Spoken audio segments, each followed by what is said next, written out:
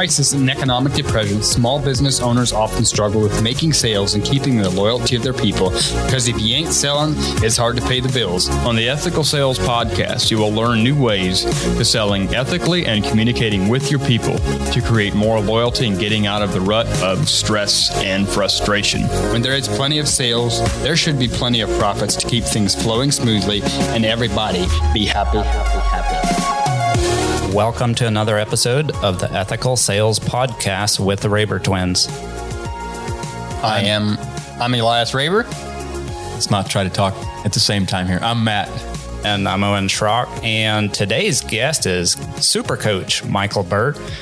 I remember a time a number of years ago, probably 5, maybe 6 years ago, there was this big time sales training guru from Florida that had a conference. And in one of his testimonial videos, there was this gentleman giving a testimonial and talking about sales. And he was wearing this strange coat that had stripes on it. It reminded me of a zebra jacket. I was like, who is this guy? It sounds interesting. Great story. And so I did some research and found Coach Micheal Burt. So welcome to the episode. Yeah, that was one of the best marketing things, to be honest with you, I ever did. As when I wrote the book Zebras and Cheetahs, that was my first nationally published book. And we were trying to get attention for the book.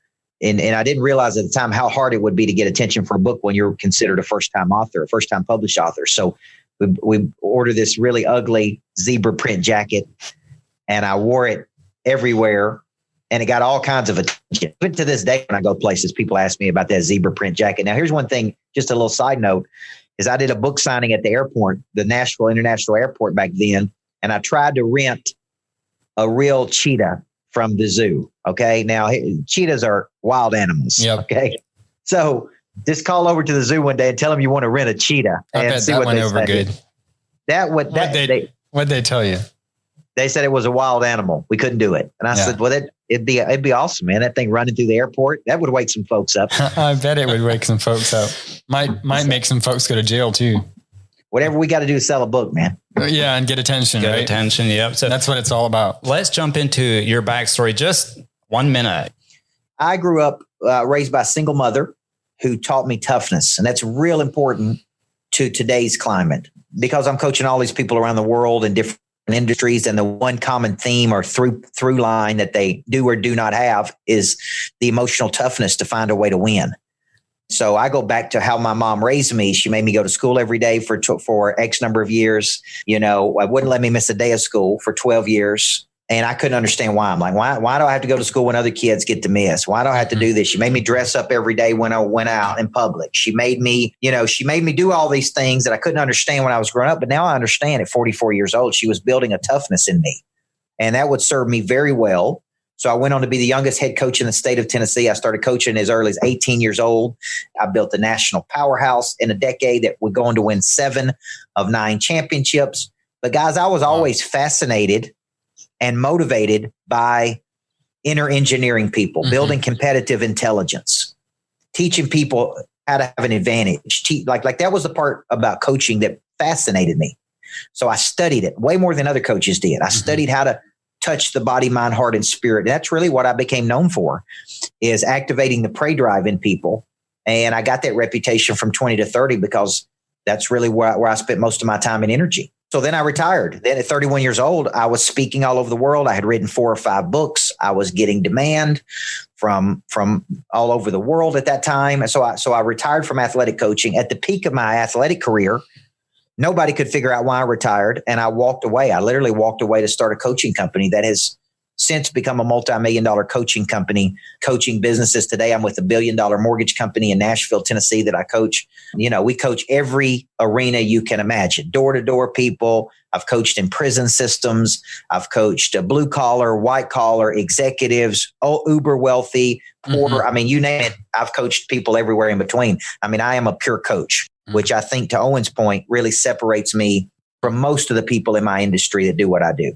Well, we love your stuff. We've dived into a lot of your stuff. We've had you at a handful of our events. We've never had anything but good feedback from our people. Our people love having you there, and I'm sure we'll do some things in the future together as well.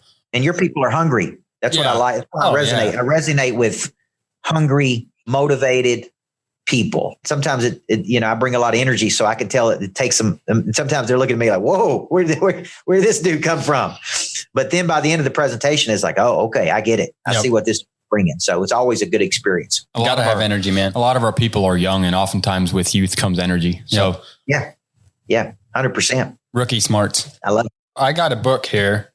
I don't know if you recognize the author of this book. Yep. Inside the Mind of a Monster. It says Micheal Burt down here at the bottom.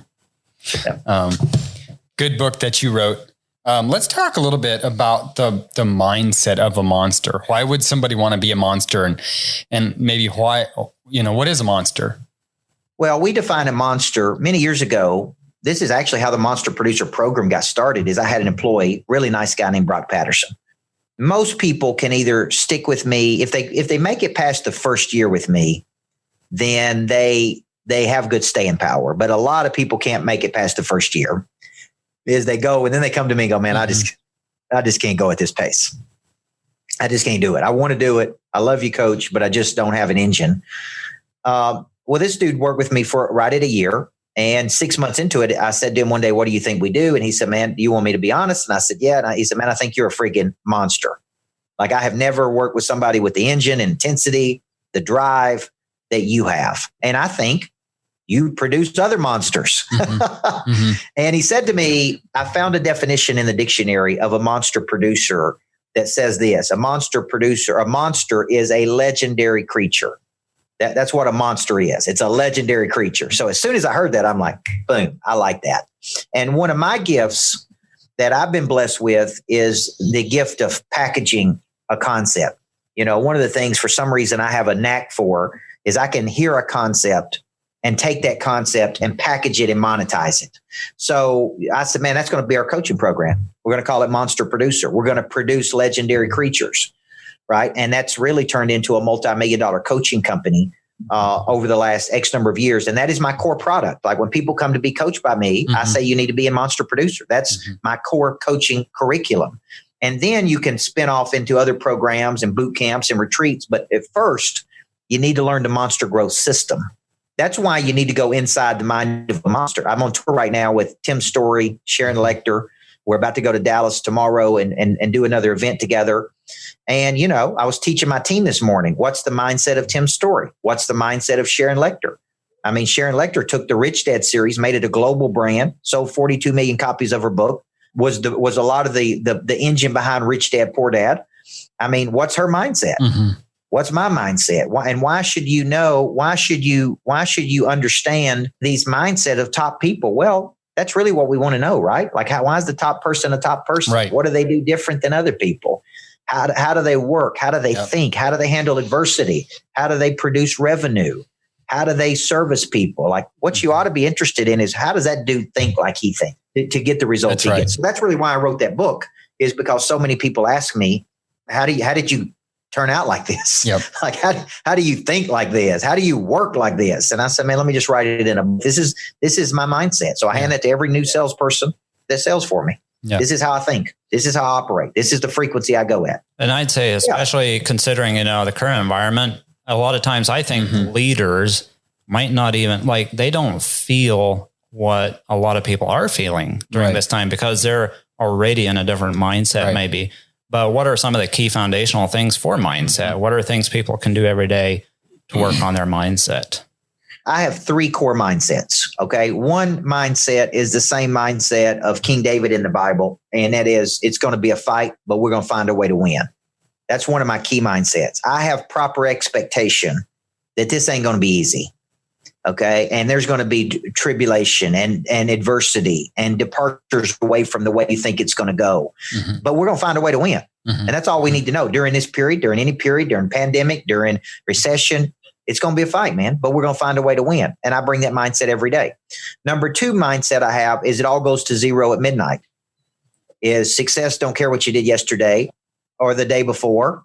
It all go. If you tell yourself it all goes to zero at midnight.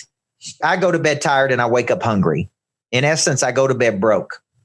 And I tell myself that what takes years to build up can take seconds to tear down. If I don't go into battle every day, see, King David was a great king until he didn't go into battle.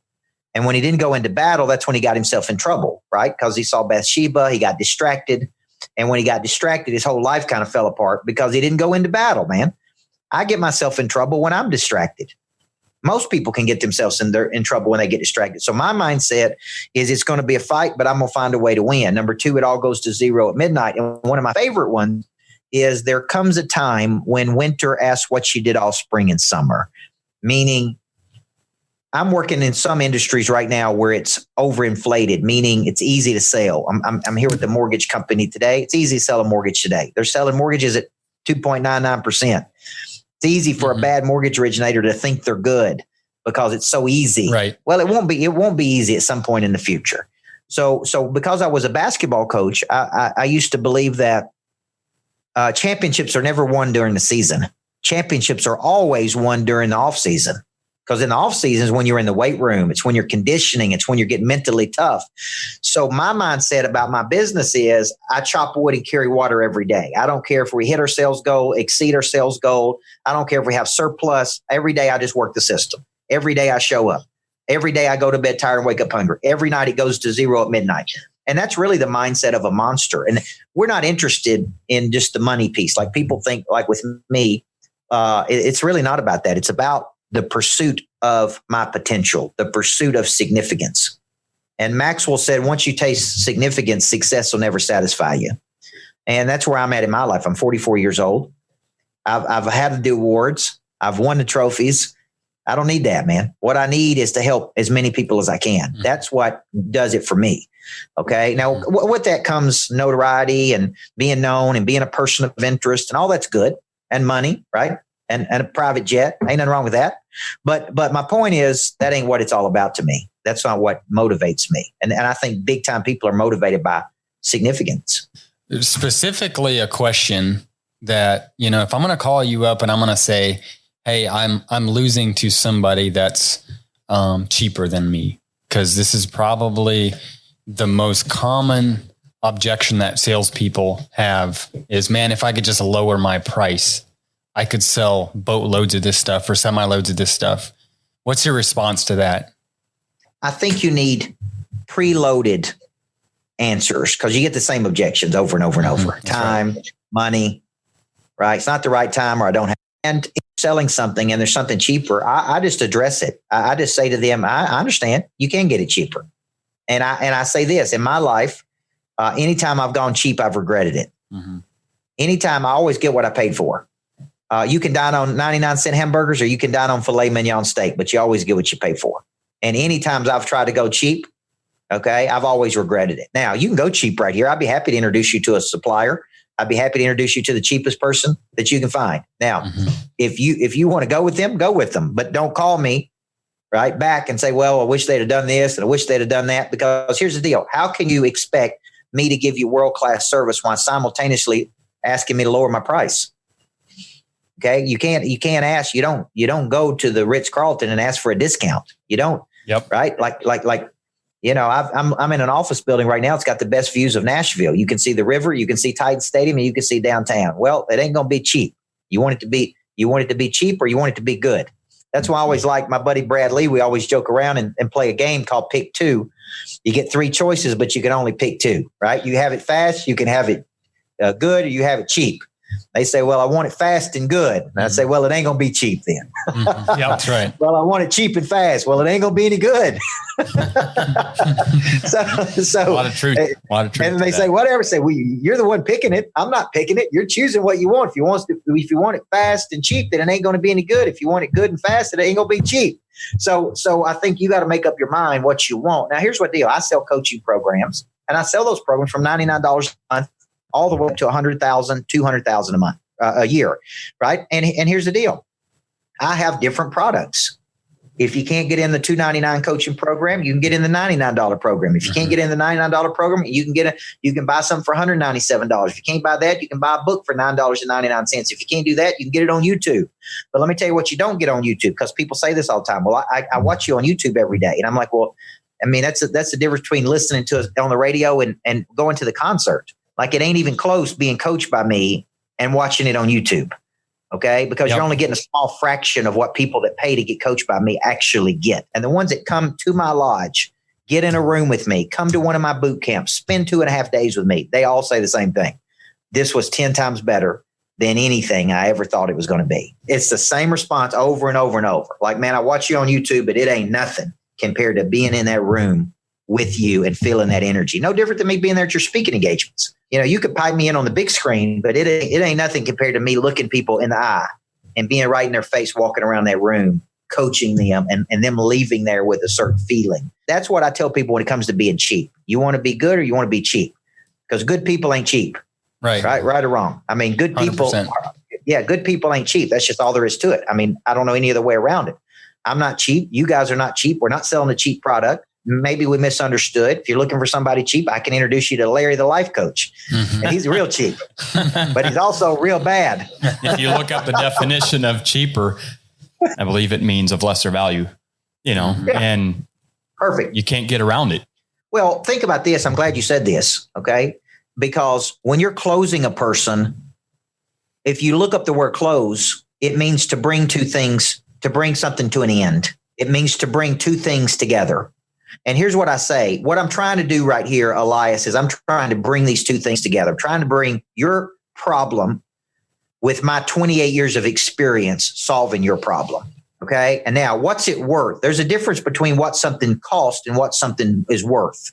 Okay. And this is really what somebody should be selling. Let's just say a mortgage company, it costs $150,000 for me to be their coach. Let's just say for a year, but let's say they make $10 million more as a result of me being their coach. Was it worth the $150,000 they invested to make $10 million? Of course it was. Yeah. So, a lot of people that pay my higher level coaching programs, they say, man, when they say, well, you're paying $25,000 to coach or even $100,000 to coach Burt, and say, yeah, man, that dude helped me make, we had one person pay $100,000 and he said he made $1 million back in the first 6 months. Well, that's a good investment, guys. Put $100,000 in and make $1 million back in 6 months is a good investment. So, it's all in how you see. Cheap people sometimes have cheap thoughts. They're going to be cheap their whole life. And unfortunately, they're going to deal with cheap products and they're going to complain about those products. That's right. One thing as a buyer, anytime you're comparing the same product at a lot lesser price, and which is kind of what we're referring to sometimes. And we have more and more people inside of our teams offering the exact same solution to the building owner. The building owner's already set. I want this system. Somebody who has that roofing system on his building. He's like, I'm going to have this system, and he gets 3 different prices. And obviously he's going to get 3, somebody's going to be cheaper. Somebody's going to be more expensive. From the building owner's perspective, and I know not everybody sees it this way, he should be smart enough. Not all building owners are, but he should be smart enough to know that the cheaper guy is probably the desperate guy, which oftentimes means he has less experience. He's a new guy. He's not seasoned. He doesn't have the experience that I'm paying him for as the older guy does, or the guy that might've been in business for 10 years. And I think as buyers, we tend to forget that sometimes. The guy giving it away, why is he giving it away? There's a reason he's giving it away. You're thinking logically, okay? And the buyer, unfortunately, many times is not. Like, you look at it like, hey, we offer the best. We are the best. Why in the world would you want something else, right? Like, that's how we think. That's how I think about my coaching. Like, you don't know how to sell. I do know how to sell. Like I coach a lot of coaches now, people that want to monetize a message. I've written 16 books. So now I'm doing publishing retreats where I teach people my methodology for writing a book in 90 days. I'm doing coaching summits where I coach people that want to coach or monetize. There's 700,000 people in the United States that call themselves a coach. Okay. That we know of. Okay. The average mean income or average income of those 700,000 is $47,000 a year. Now, first off, do you want to take advice from somebody making $47,000 a year? Number one, they can't sell their own product or service, but I am in the top 0.0001% of money earners when it comes to coaches in the world. Okay. And there's people doing it much higher than me, as you know, and I'm totally humble to that. But I have a strategist that runs all these numbers, right? Mm-hmm. And he's a Vanderbilt grad. And he's real smart. And he came to me and he said, man, I want to give you a stat I want you to start using. And he gave me this stat: 700,000 coaches. Average income of those coaches is $47,000. Coach, you're in the top 0.001% of money earners in the world, which means I know how to monetize a coaching program. I know how to monetize a concept. Well, I talk to coaches every day who have no idea how to sell their product or service. And they're asking other people to spend money on their services, but they won't spend money on themselves to learn how to monetize it. And here's an example. I got one guy the other day that's got he sold one program. One. Okay. And I'm like, man, you realize I can help you sell 100 of those, right? And if you sold 100, he's selling them at $6,000 a piece, you'd make $600,000. Now, my coaching summit is only $5,000. Would you give me $5,000 to help you make $600,000? And he's sitting there thinking about it. So that's what we're talking about, right? He's like, man, I'm scared to do it. I'm scared. I'm like, maybe you should go back to mindset, right? I'm like, hold on a second. I'm confused. You're asking people to pay $6,000 for your coaching, but you've only sold one person. Okay. I've sold thousands of people. Okay. So if you'd spend 2.5 days with me, I'd show you how to sell thousands of people. You do get that, right? And I'm telling you, the dude still won't take action because he's scared to death. So to your point, we're looking at this like it's rational. They're looking at it like it's emotional. They're looking like I got to hold on this money. And if I can get a cheaper roof system on it, or even if it's a few dollars cheaper, I don't care, man. It's just a roof. That's how they're thinking. They're not thinking I need to be protecting my asset. They're not thinking these things. 100%. So that's the problem. 100%. And that conversation goes back to, the guy trying to sell the roof. He's not, he's just trying to sell a roof. Exactly right. I work with a company out of Nashville called Music City Roofers. Great guys at Music City Roofers, Jeff Richfield and his son James. And James said, at their sales meeting, I heard him say, he said, "We're not selling a roof, guys." He said, "We're selling peace of mind." That's what we're selling. He said, "We're not selling a roof, we're selling peace of mind." And I like that. Anybody can sell a roof. Anybody can buy a roof. Anybody can buy a roof system. What you're really selling is a belief, a conviction, an experience, your past. Awesome. Your success. That's what you're selling. 100%. I'm going to rapid fire a couple questions to you to wrap this up. First question, if you would just recommend one book to our listeners, what would that be? A book that changed my life was The 7 Habits of Highly Effective People by Covey. And I know it's old school. I know it's deep. I know it's hard to read. But I'm telling you, if you ever master those 7 habits, you're going to do. Those 7 habits have helped me produce tens of millions of dollars. And I borrowed $2,500 from my mother when I was 25 years old to get certified in those 7 habits. The best decision I ever made.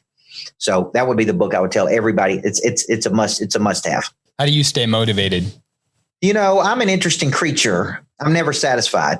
I constantly am dissatisfied. I think the root of a lot of evil in the world is complacency, and it is comfort. I think the biggest fight we're facing in America is complacency.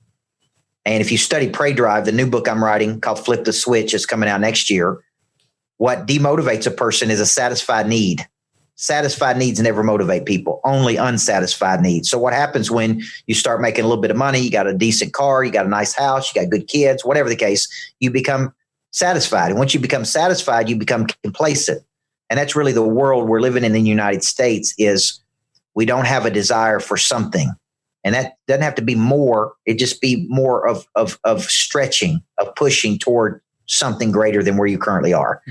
So that's one thing that motivates me is it's a dogfight, man. Every day it's going to be a fight, but we're going to find a way to win. What do you do for fun? It's interesting. I don't have a lot of hobbies like a lot of people do. Golf. I'm too impatient to be a good golfer. I like traveling with no schedule. My biggest hobby is what I call creative loafing. And creative loafing is me in a cool city, doing whatever I want with no schedule, nobody to coach, just being creative, and I went to Chattanooga, Tennessee this weekend. I really like that because of the mountains and just a cool little city. And I was with my wife and 2 kids.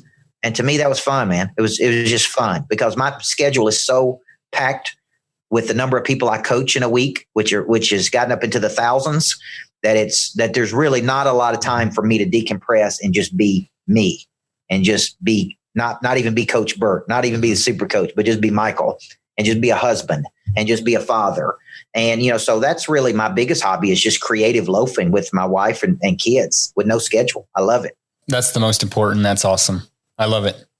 Well, we appreciate having you on the podcast. Love you. Love your stuff. I know we'll be doing things together in the future.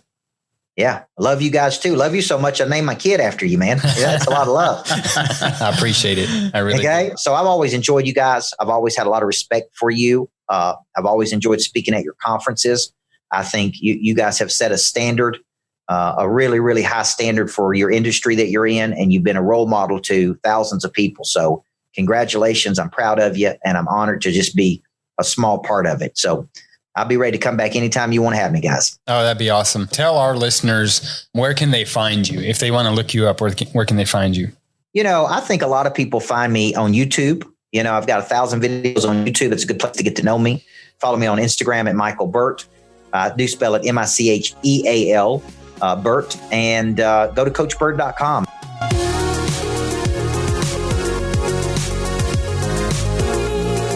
This episode was brought to you by JB Foaming and Vac Services. If you're a roofing contractor looking for rock removal, gravel removal from a roof, simply reach out to JB Foaming and Vac Services at 330-680-1232. Again, reach out to JB Foaming and Vac Services at 330-680-1232 or find them on Facebook. And don't forget to subscribe, rate, and review us on Apple Podcasts.